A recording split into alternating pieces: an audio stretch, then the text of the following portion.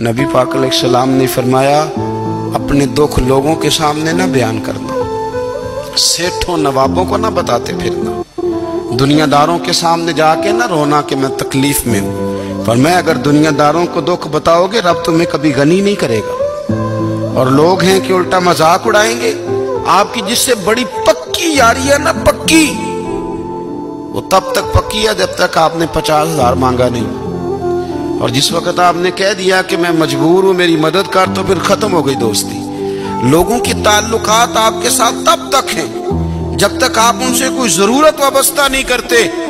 करीम आबू फरमाने लगे, बंदों के सामने दुख ना बयान करना, अल्लाह तुझे कभी गनी नहीं करेगा।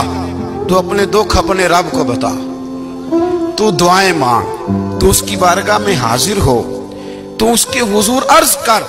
फरमाया अपने दुख अपने रब को बता, वो जल्दी करे या देर से करे तुझे सारी दुनिया से बेनियाज कर देगा, तुझे किसी का मोहताज नहीं रहने देगा। रसूल कायनात ने फरमाया, रब करीम फरमाता है, जब मेरा बंदा हाथ उठाता है ना तो मुझे हया आती है कि मैं खाली कैसे लौटा दूं इसके।